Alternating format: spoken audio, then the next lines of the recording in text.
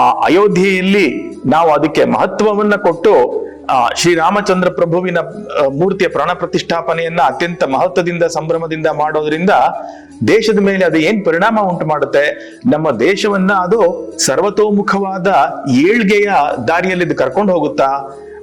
ಟೀಕಾಕಾರರು, ನಿಂದಕರು ಸಾಕಷ್ಟು ಜನ ಇದ್ದಾರೆ.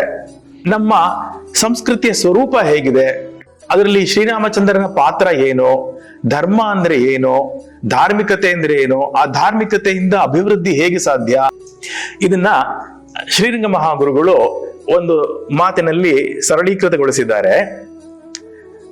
ಶ್ರೀರಾಮಚಂದ್ರ ಸ್ಥೂಲ ದೃಷ್ಟಿಗೆ ಮನುಷ್ಯ, ಸೂಕ್ಷ್ಮ ದೃಷ್ಟಿಗೆ ದೇವತೆ, ಪರಾದೃಷ್ಟಿಗೆ ಸಾಕ್ಷಾತ್ ಪರಂಜ್ಯೋತಿ.